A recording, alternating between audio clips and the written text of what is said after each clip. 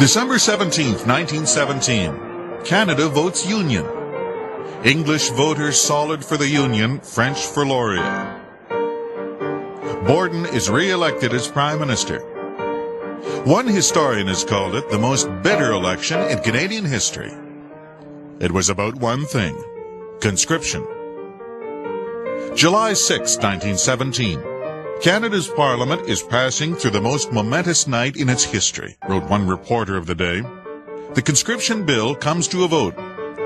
It was reported that outside the museum, where Parliament was sitting, crowds of people were waiting for the decision. They seemed to take no care for the lapsing hours of the night. Some of these people had been waiting for hours. Conscription had consumed the nation. It also divided it. In the House of Commons, every French-Canadian member of Parliament voted against it, and virtually every English-Canadian voted for it. The Military Service Act became law in August of that year. Borden would conscript men across the country.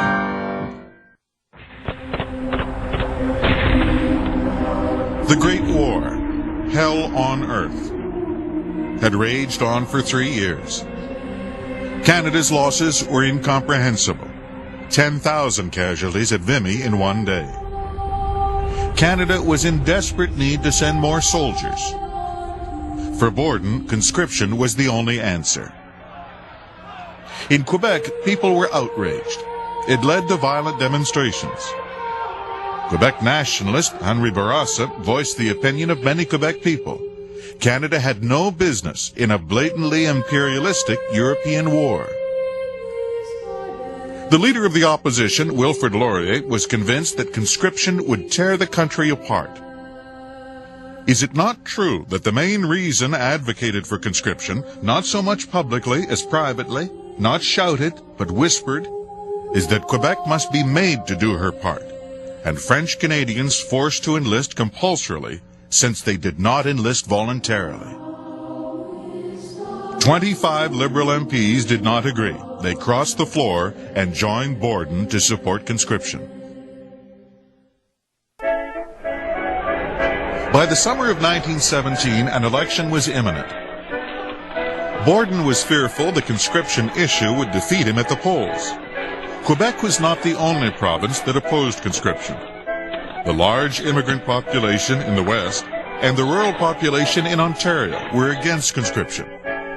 Borden confided to his diary, "Our first duty is to win at any cost the coming election, so that we may continue to do our part in winning the war, and that Canada not be disgraced." In September 1917, the Wartime Elections Act was passed. It caused widespread controversy. The Morning Chronicle of Halifax said, "The wartime franchise bill would more properly be described as the win-the-election measure, regardless of good faith and national honor, win at any cost and any price." The paper called it a freak scheme used to corral votes to a discredited government. The majority agreed. The law gave the right to vote to the spouses, widows, mothers, sisters, and daughters of any person, living or dead, who wore the uniform. It took the vote away from conscientious objectors, Mennonites and Doukhobors, and recently naturalized citizens born in enemy countries. Tens of thousands of new Canadians living on the prairies were disenfranchised. The Liberals fought the measure. In Borden's memoirs, he refers to the opposition's fierce and protracted resistance. At the end of the year, the Canadian Annual Review commented, "The Wartimes Franchise Act brought in a large electorate of women voters who would probably be friendly to the government, and disenfranchised a large Western element which was undoubtedly hostile to both government and war policy." In October 1917, Borden convinced the Liberals, who were pro-conscription, to join him and form the Unionist government.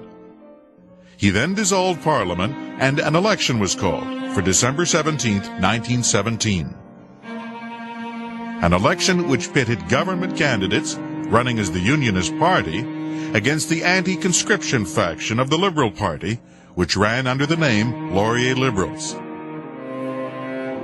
The Unionists campaigned on feelings of patriotism. "Every Union ballot is a bullet for the Kaiser," read their campaign posters. Cases of election fraud dominated the campaign. One soldier who intended to vote Liberal was threatened with being sent to the front immediately.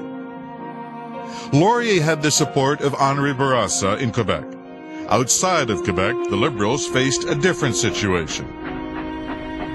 Laurier's Liberals had lost the support of media in Ontario.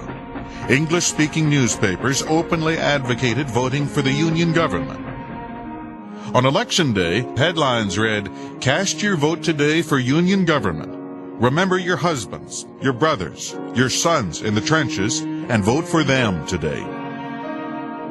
Only one Ontario English paper, the London Advertiser, was sympathetic to Laurier. On election night they wrote, "Sir Robert Borden has made his future and his fate. Let him face his problems." For Laurier's Liberals, winning the votes in the West was essential. They sidestepped the conscription issue and promised farmers lower tariffs on their imported products.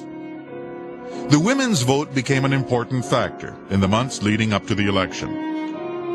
One veteran feminist of Toronto remarked on the humorous spectacle of our anti-suffrage friends making speeches on the necessity and importance of women voting, while other anti-suffrage took women to the polls. 1917, election night. The English-speaking provinces pile up a great majority.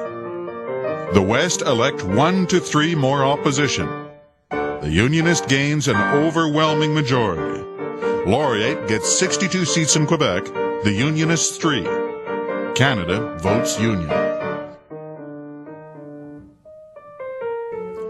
A year later, on November 11, 1918, the Great War ended. The conscription issue would continue long after. For decades to come, the Conservative Party found it hard to get votes in Quebec. The conscription issue stuck in the minds of French Canadians. The election of 1917 changed the nation.